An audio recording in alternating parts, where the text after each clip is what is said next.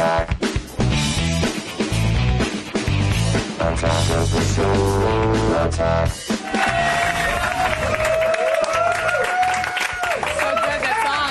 Thank you. It's your best. I wrote it in like 10 minutes, too. It was just one of those things. It was like, yeah, that was it. It was just it. The hit of the century. That's what I do. Thank you. Hey, welcome to Attack of the Show. I'm Kevin Pereira. Hey, everyone. I'm Olivia Munn. We are coming to you from the G4 Studios in Los Angeles.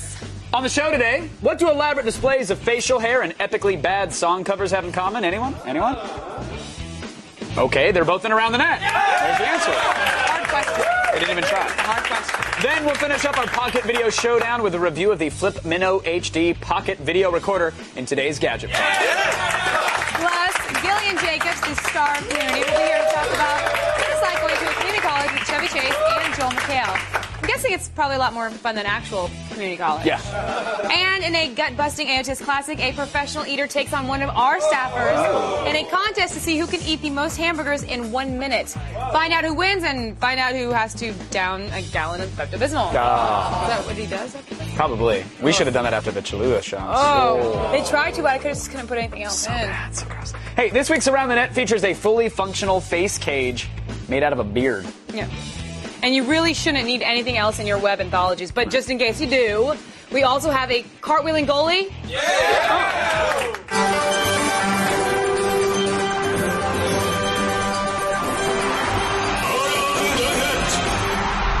I'm noticing a trend.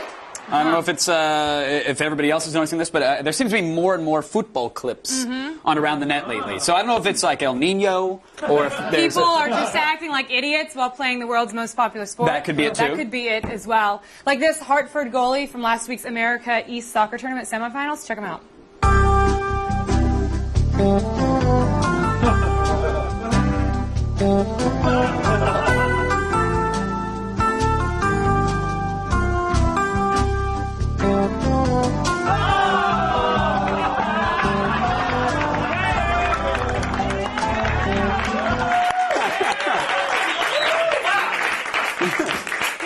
Awesome. This is really awesome. Is there a purple card for Flair? Like, because that was majestic. That's an extra point. That dude got owned with gymnastics. That's pretty sweet. Yeah! In your face. Backhand spring somersault splits. Yeah!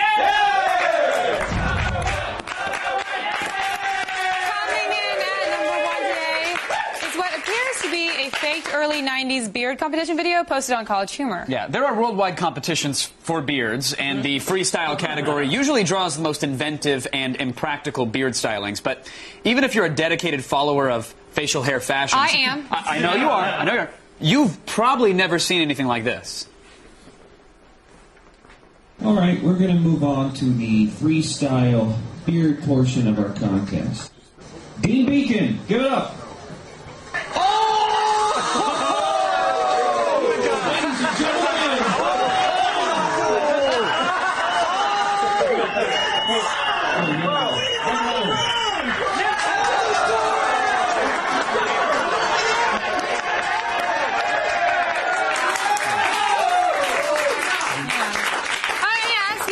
Impressive, but not the best, I have to say. Agreed. Why don't you tell us about your beard? That looks smashing. Oh, thanks. Well, actually, my beard honors the 15th century mathematical model of heliocentrism by Nicholas Copernicus. Oh, Copernicus! Yeah, copy.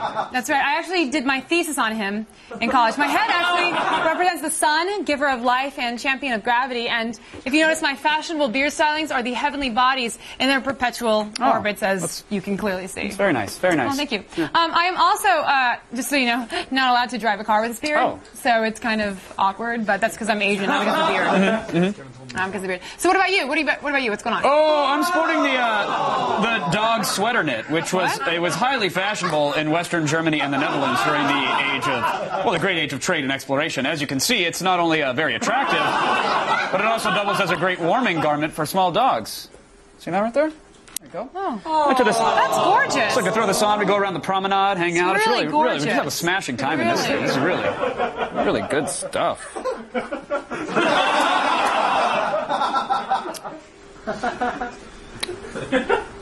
I got a dog in my beard. Back in 1970, Pittsburgh Pirates pitcher Doc Ellis, this is a true story, he pitched a no-hitter against the San Diego Padres, while stoned out of his mind on LSD.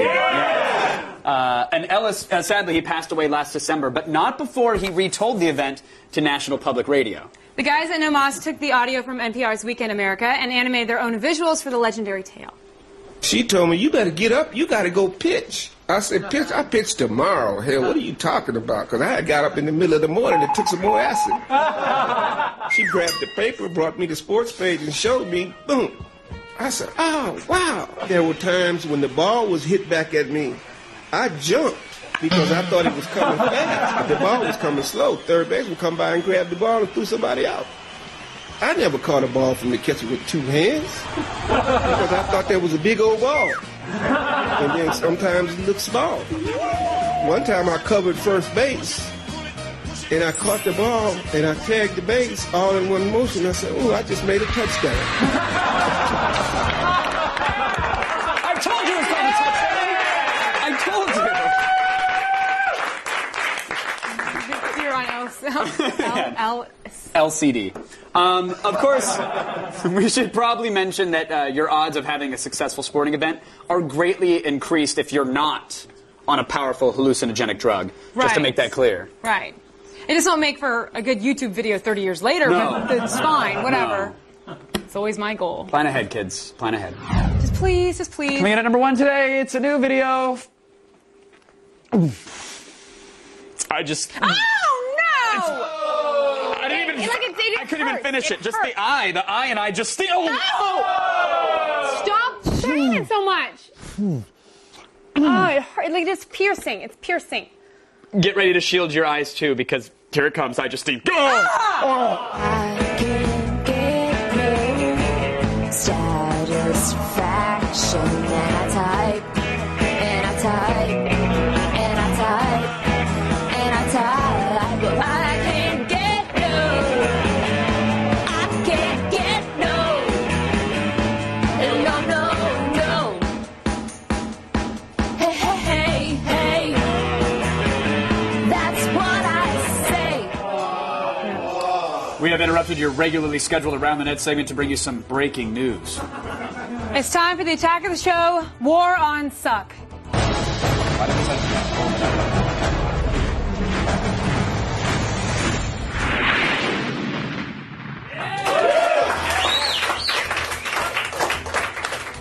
Dateline, November 16th, 2009.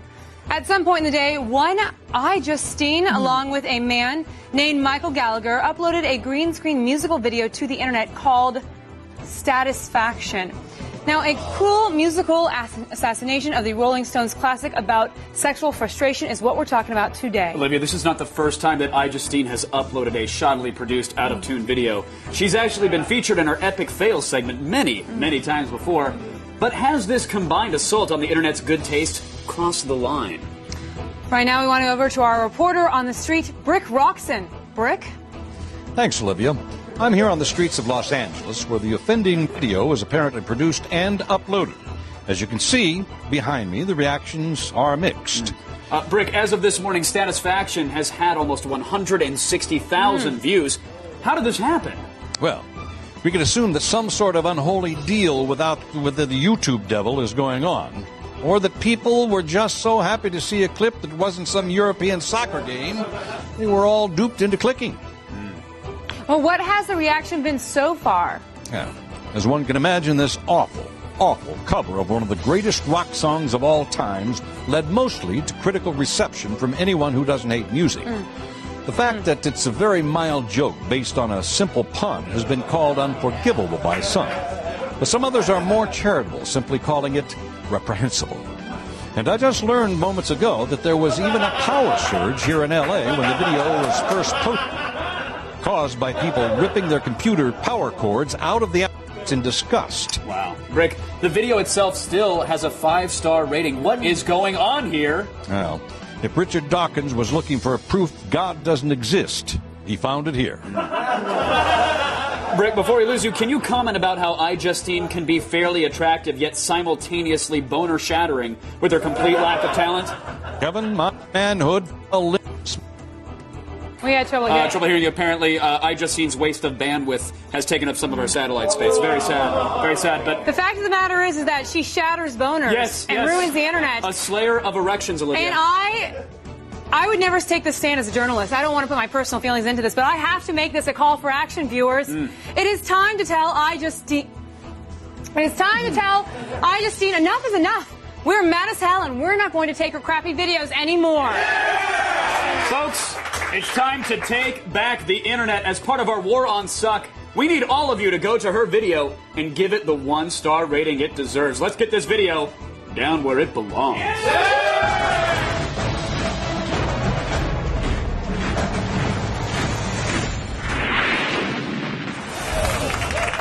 Still ahead, Allison sits down with J.J. Abrams to talk about the release of the new Star Trek DVD. Warning, Earthlings, there are spoilers about Klingons in this one. It's all right. But first, here's John Hodgman with more information than you require.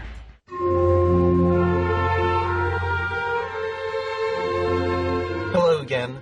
My name is John Hodgman, with more information than you require. It is November 20th. On this day in 1975, George C. Scott turned down the role of Obi-Wan Kenobi when George Lucas refused Scott's demand to perform the role in the nude. I'm John Hodgman, with a glass of apple juice.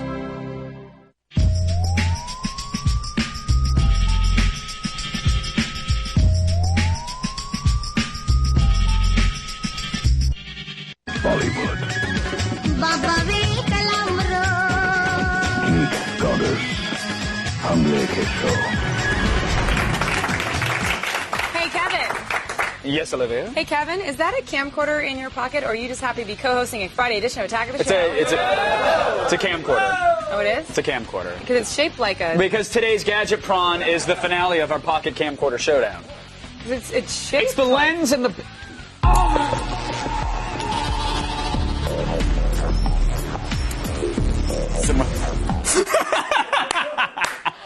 Oh, come on. They didn't hear that. We're fine. Let's go. So, you love taking video of people, but you hate lugging around... Father. He's still... Okay. You hate carrying around big stuff. Here's the new Minnow HD. Yes. Just go. Maybe just... Go! Roll! Now. The original Pocket Camcorder is back, and this time, it's personal. The Flip Minnow HD. At only 0.66 inches thin, this little cam is ready to go anywhere at any time. And it records up to 120 minutes of 720p high-def footage. Plus, it's even easier to use with a larger 2-inch screen, built-in editing software, and HDMI out. The Minnow HD is coming for you at $230.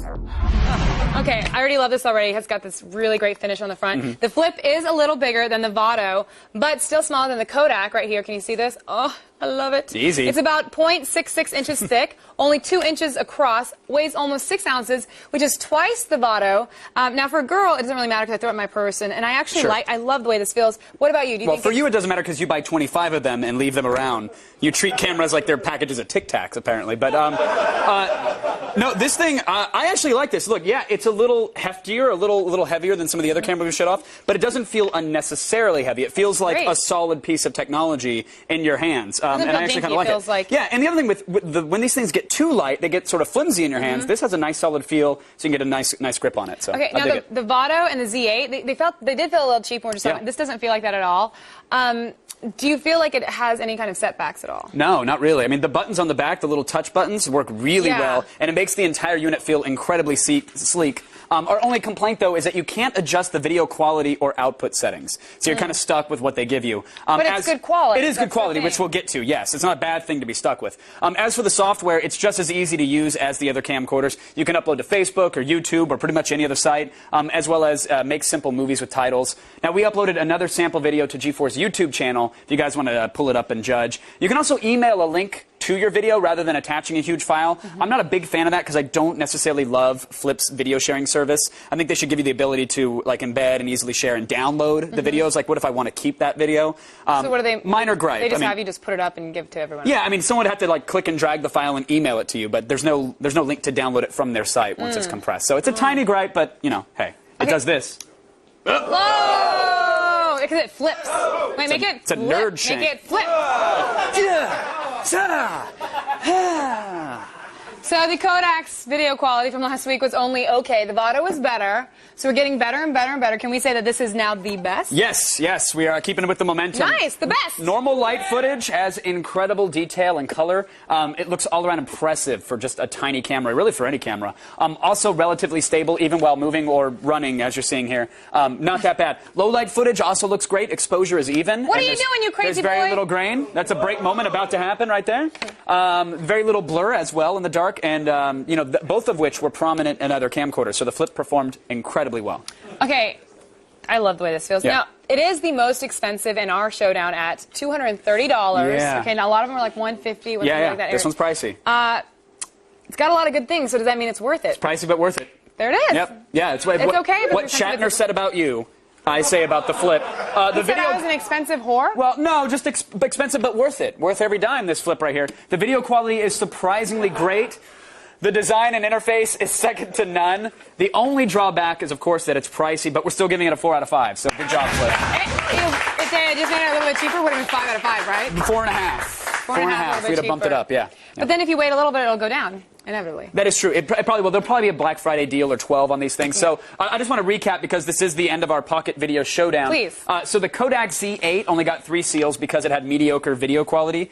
The Creative Vado HD got 4 because it had a good quality and a great price. The Flip Meno HD also got 4 because even though it has the best video quality, it's the priciest. So basically, if your concern is great video quality, you cannot go wrong with the Flip. Absolutely pick it up. But if you want to save a little money, go with the Vado. It's a perfectly viable contender. There you have it.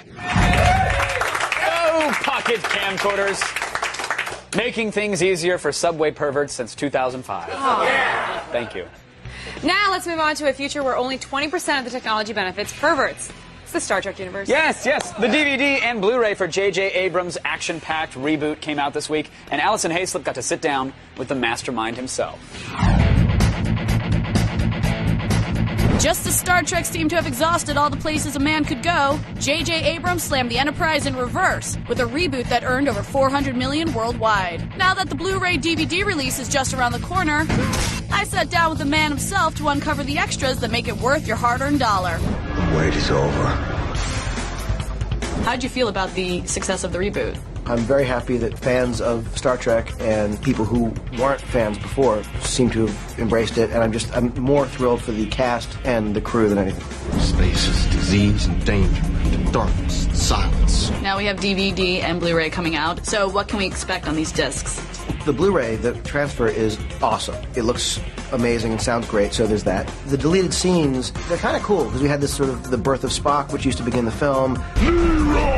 There's a whole sequence where you actually see what happened to the villain of the movie, Nero, when he was captured by the Klingons. You see the Klingons in the movie. There are, a bunch of added scenes that, for fans of Star Trek especially, will be good to see. Are we getting the old school Fu Manchu Klingons, or are we getting the new, severe four-headed Klingon? You must work at G4. Obviously. Genius question. Yes. I will answer it the following way.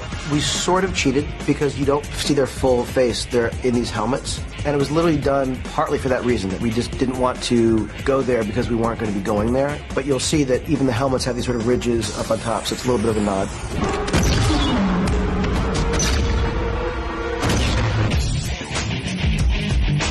Out of all those deleted scenes, which was the hardest for you to cut from the film?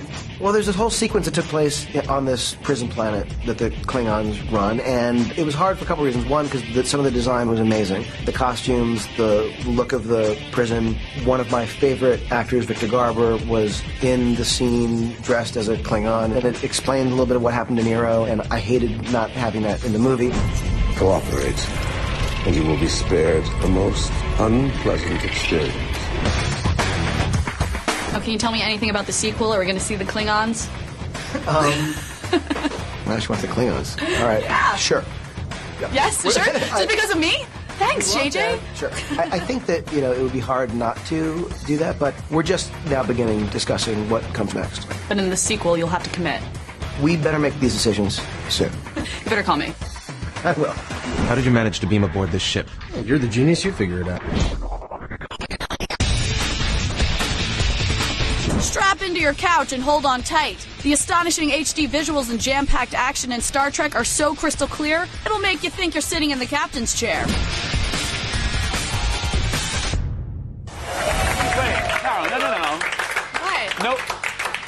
No one got beamed anywhere?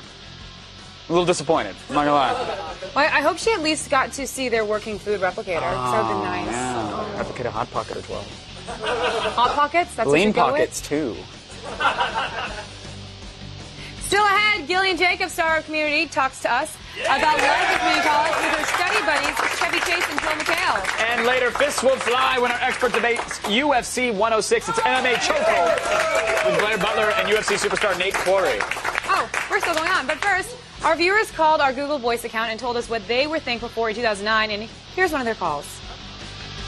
Hello there, Mayor. I am thankful for finally being able to grow a beard. I've always wanted to, and now that I'm 17, woohoo, I can do it. Yay for me. Happy Thanksgiving. Goodbye.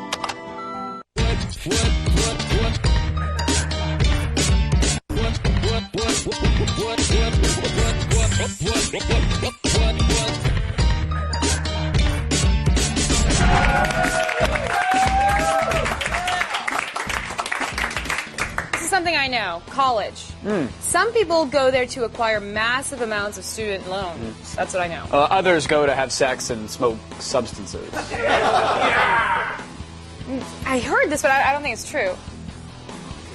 Some people actually want to learn things. No, it's true. There's something called community college. Liar! Community college has long been an affordable alternative to acquiring like hundreds and thousands of dollars in student loan debt. On the other hand, though, you have to go to school with people like this. I want you all to write a one-page essay in Espanol entitled Annie's Mistake. Why doesn't Annie have to write it? Okay, 2 pages entitled The Consequences of Questioning Authority. This is Spanish 101. I know how to say hello tomorrow on that tables are female. That's the only Spanish you taught us. Oh, 6 pages on ignorance. Guys, put your hands down. Senior Chang, please continue. We respect your authority. Thank you, Britta. 20 pages on ass kissing, due on Monday. Oh, kiss in the culo. Gillian Jacobs, everybody. Hi. How is your Espanol? My Espanol is muy malo. Muy malo. Muy malo. Malo is bad, right? Bad, yeah, okay, very, good, very bad. good. Yeah, but actually, the makeup artist on the show is from South America, so she teaches me a Spanish word a day. Oh, that's nice. Yeah, so I'm slowly learning, but I can only say things like para agua, which is umbrella. Or lagartija, which is lizard. So it's not really functional, but it's fun. Right, and our audio guy just totally fell in love with you, by the way. So well done, well done. You did not go to community college. I just found out. No, I did not. You went to a little place called Juilliard, which did. I'm told is like the ITT Tech of acting or something. Well, my aunt referred to it as the Caltech of theater. Oh, so, that's far more illustrious than the ITT. No, my whole family, no one is in the arts, so they didn't quite understand what it was that I was doing, but when they realized that it was really competitive, then they thought it was good. Right. They're like, oh, you beat out a lot of people. That makes it good. Not like you want to be an artist, sure. You want to, be a part of the theater. It was like, oh, my cousins were like, how many people apply and how many people get in? And it was a good ratio. So then I love that that's how they judge the merit, though. It's like, well, how much better did you do than everybody else? Okay, now we love you. 100%. It was solely about the competition and beating out other people. I love that you guys actually shoot on a real college campus, though, right? Yeah, at LA City College, we do a lot of the exteriors for the show, the quad, and so when you see us walking around outside, it's normally there. How many X-ray metal detecting type machines do you walk through to get to the set? Then is it as bad as I imagine community college to be? No, it is not. Although we did shoot at this one high school in LA, and I watched the police pull over a gangbanger, pull him out of his car, photograph all of his tattoos, search his car, and then eventually they had to let him go. But I watched like a 10-minute search. And at LA City College, I looked over, they were about to call action, and they were midway through arresting a guy with his arms behind his back. They called action, they froze, the police froze, they held there until we called cut, and then they finished arresting him. That's awesome. I like that gangbangers respect quiet on the set. Like, oh, no, it's cool. I'll resist when they're done with this take. I don't want to interrupt that. 100%. The police and the guy, whatever he was doing, they did not want to disrupt our take. Well, that is incredible. You are not on the Twitter, but there is a Twitter not page on for your the character. Twitter, no. We don't have time to talk about it, but I want to get you back here and get you a Twitter account and then talk to you about extending your love of fans and gangbangers on set and 140 characters or less. Yeah, if we can so do that. I can tell the gangbangers how to find me. And all Exactly. That's great. Okay. Retweet you. No. Give them your location. They're fine. They're great. Okay, yeah, that seems really safe, right? Absolutely. I would not lead you astray. Gillian, thank you so much for coming on. My pleasure. Absolute pleasure meeting you. Let's be honest here, kids. Russia is kind of a dump. Okay? Oh, Kevin. No, you can't gotta let me finish. I was not. Let me You can't finish. just say I was taking a breath. Russia is a dump, but once in a while they do something right, like including a $1.3 million bottle of vodka with the purchase of the world's most expensive SUV. See? Now that I finished, I'm done.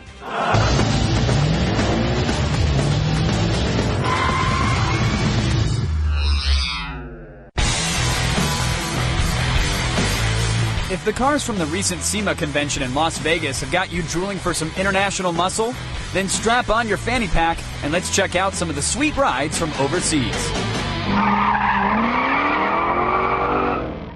Here in the States, we love our sports utility vehicles, but our friends in Russia may have us beat. Armored vehicle manufacturer Darts has recently unveiled the latest addition to their Combat T98 series with the Monaco Red Diamond Edition, a $1.6 million SUV. This 4-ton tank sports a V8, 450 horsepower engine and is armored with Kevlar coating and bulletproof windows and wheels.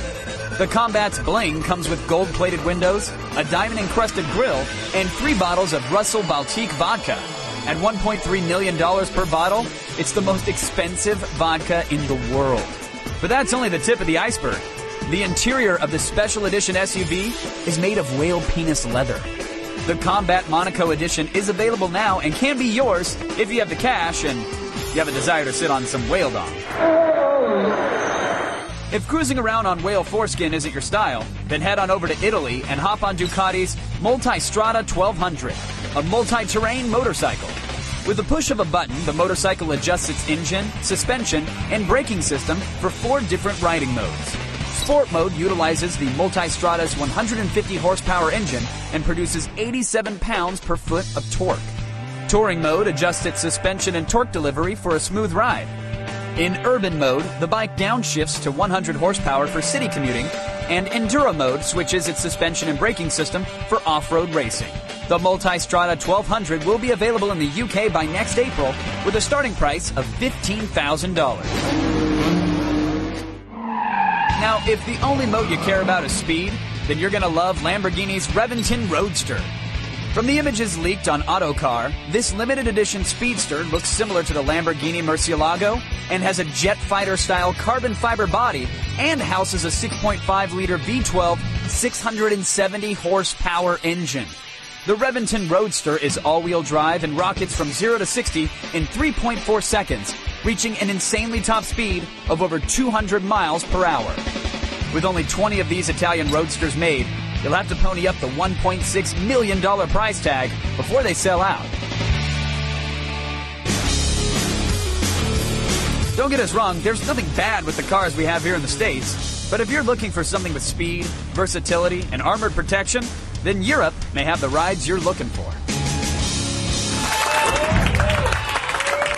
By the way, if you were itching to get your hands on some whale penis interior, we sadly have to inform you the company is no longer making them. There's a constant barrage of complaints from animal rights activists, you know. Oh, I never ever would have predicted that. Me neither. It's just a penis. It's a whale penis. What do you, come on. They're really big and there's lots of them. That's what I'm talking about. Stay tuned. Up next, it's an AOTS Classic featuring one of our unlucky staffers versus a professional. And UFC star Nate Rockford, not The Rock. Just not, just Rock. Joins us to wager on this weekend's UFC 106 event. Will Cheeto smash? Find out in just a minute. Get his name right, because you're going to get hurt. It's Rock. He's going to hit me. I am thankful for Kevin Pereira. I love him. And Olivia, did you know that they have a banana cream pie pudding? It's awesome. That's what I'm thankful for. Pudding and pie all together in one. Don't forget bacon either. I love you guys.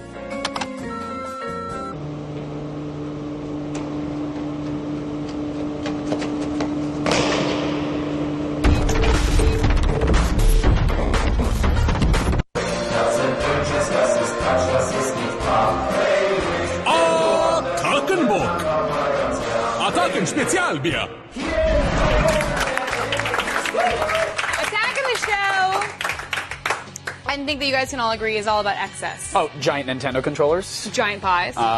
The giant burger we made back in 2006. Remember that thing? No, not really. That was 2006. Well, we did it.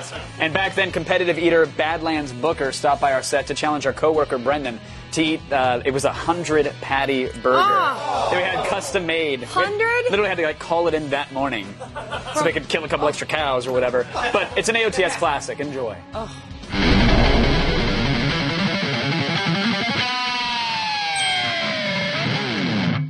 Not all athletes have to shun carbs and run around on tracks to be champions. Case in point, professional eater Eric Badlands Booker. Mr. Badlands, welcome to the show. Hey, thanks for having me. It's a pleasure to have you here, man. Oh, man. I have to run down some stats here real quick for the folks at home. 15 burritos in 8 minutes. Oh, that was you. Yep. That was you. 2 pounds of chocolate candy bars in 6 minutes. Yeah, man. That was also you. 4 pounds of corned beef hash in under 2 minutes, and 49 glazed donuts in 8 minutes. Yeah. Really? Yes, sir. Really? Yes, you can check. How do you train for something like this? How do you do this? Basically, you need 4 things. You need capacity, strategy, focused mind, and a good amount of stamina. So you can't just always rely on being able to just paw it into your mouth and gum it down as quickly as possible. Hey, you gotta be able to maneuver the different utensils and use the hands that the utensils that God gave you. We have a special challenger for you. Okay. First of all, let's bring out the food. The famous 100 by 100. Actually, I think this is 100 by 200. This is 100 patties from In-N-Out, separated by 2 slices of cheese in between each one. Now, these are popular on the internets these days, so we figured we'd throw one on the table for you. And Badlands, we've got a real good challenger for you, all right? Okay. Brendan, come on out. This is Brendan Hermes, the Attack of the Show production coordinator. Let's hear it for him. No, nothing but hate. Whoa, okay. Yeah. Can I get a stare down or something instead? I mean, this is not quite a weigh-in, but all right. No, you're going down, man, all right? Okay, Badlands, you intimidated me there. All right. Relax. Gentlemen, get ready. 1, 2, 3, eat!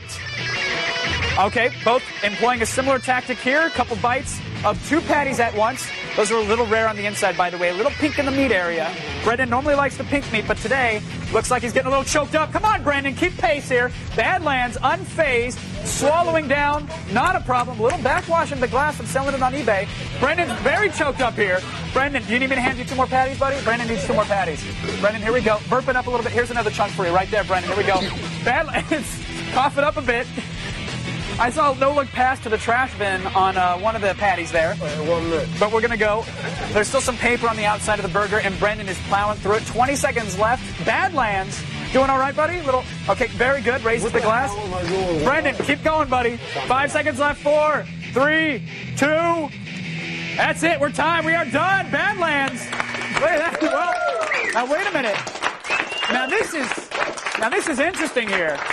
This is interesting, Badlands. I know. Take your time there. And the last seconds of an eating competition, it's whoever can stuff the most in their mouth and kind of keep it in there. That's the hamster style, the technique there. Brendan, I don't know. Badlands is contesting, but let me see. I think even with the extra stuffing, Badlands got you beat there, Brendan. Good try, though, buddy. Good try.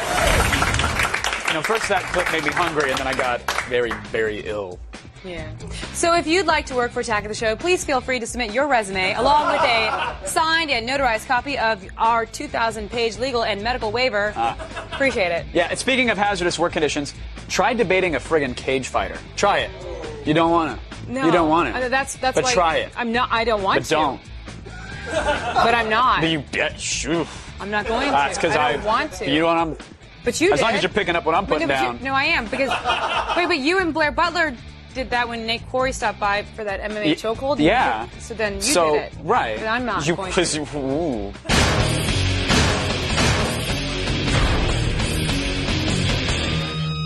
It's shattered like glass. Ouch. I punched harder than Nate. I don't want to brag. I'm sorry, dude, but whatever. I threw out my elbow. You know, I'll teach you. It's actually all in the legs and the hips. I'll show you one of these things. I'd appreciate that. Please don't crush me. To grapple over the 2 main events, let's welcome Nate Quarry and Blair Butler, everybody. Thank you for being here, guys. Thank you. Thank you for being here.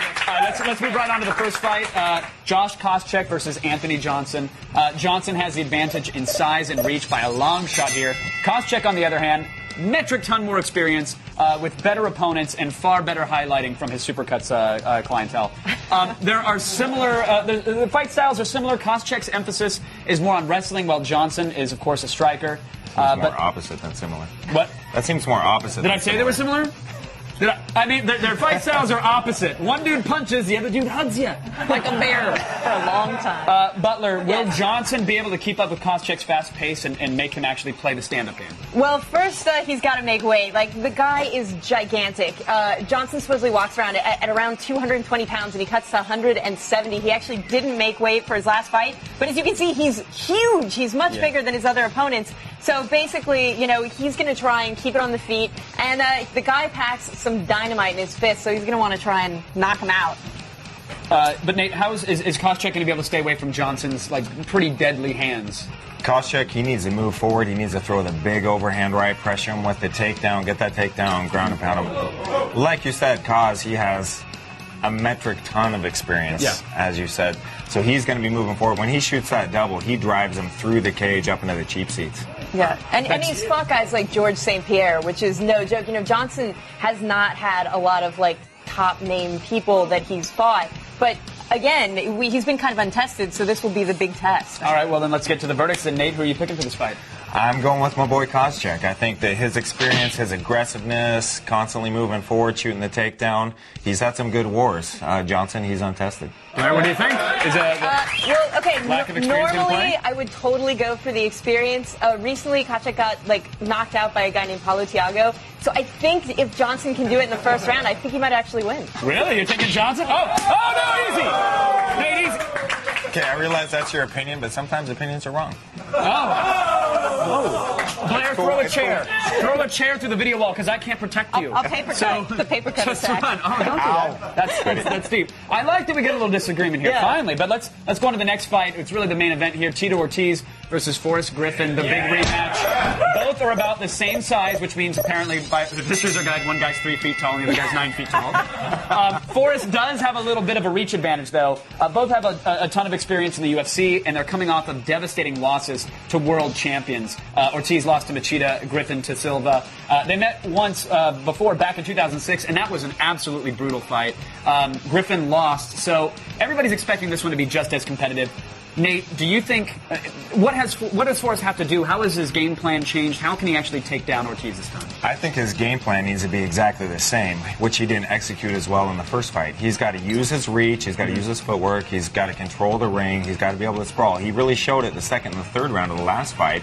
He didn't do it in the first round. I scored that fight 10-8 Tito first round, 10-9 for Forrest the last two. So for me, this is just round 4 of a fight that was a draw. Do you think Forrest was still a little too raw the first time he met with Ortiz, that whole needing to get punched a couple times to even wake up before he realized he was in a match? Well, in between the first and second round, as they were breaking, Forrest looked at Tito and said, after this fight, you will respect me.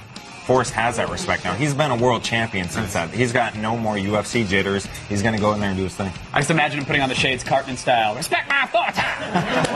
Butler, Tito hasn't fought in 18 months. Right. He underwent back surgery about a year ago. Do you think he's going to be healthy and ready? Well, I think that's the big question. Tito says that he's at 100%, and he says in the first Forrest Griffin fight, he wasn't. He says he was hurt. So, what he's got to do is go in there and get a takedown early on. So, Nate, let's say your pick. Who do you take on this one? I'm just leaning towards Forrest on this one, just because of the ring time. He's been in there. He's had the wars. He's coming off of a devastating loss, but I think he's going to bring it, and he's going to execute his game plan. All right, Butler, be careful. Tito, don't hit me the next time you see me. Well, yeah, Nate doesn't have a water bottle to throw, and I don't want him hurting any PAs. So who are you picking? Look, I love I love a comeback story, but Forrest has improved dramatically. He's got a great sprawl, and I think everyone wants to know where his head is at after that Anderson Silva fight. I think his head is going to be behind a fist that's going right at Tito's face. So I think Forrest is going to win, actually. 2 picks for Griffin. I'm not scared anymore. He was just sniffing the Garnier fruit teeth. I cry when I'm wrong. It's all bravado. No. Well, we'll find out who's wrong and who's right this weekend at UFC 106. I'm right. Again, huge thanks to Nate and Blair for being here. Thank you guys very much for coming on.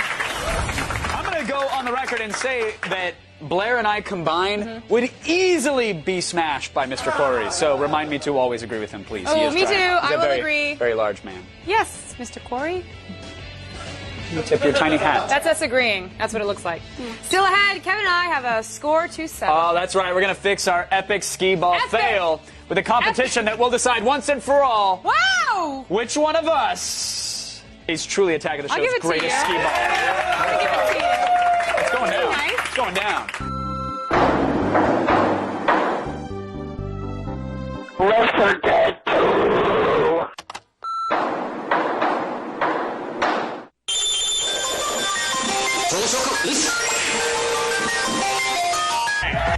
Coming up on the next AOTS, Allison Hayslip teams up with a stunt team at 8711, the minds behind the stunts of Ninja Assassin. Find out if she makes it back alive. Then, it's a Black Friday edition of Gadget Prawn. We'll show you the biggest deals, including a $99 10-megapixel Sony CyberShot digital camera.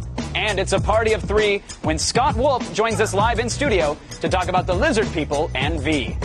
See it on the next AOTS.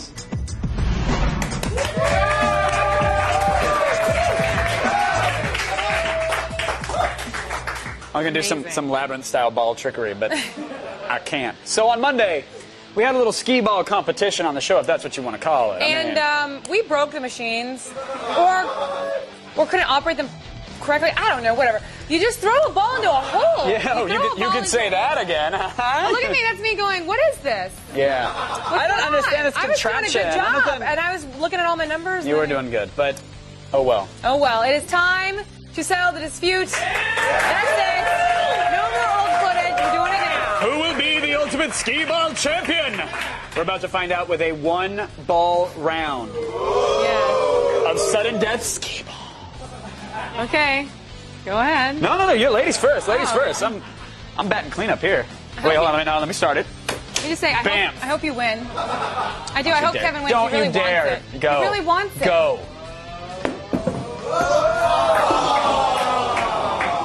Come on, Kevin. A lesser man would say, look, anything is better than that. 100,000 points. I'm pointing for it. But if you don't get 100,000, then you're zero with me. 100,000 points. Here we go. Hey, quiet, please. I can hear you saying, shush, just don't make any noise. Here we go, 100,000.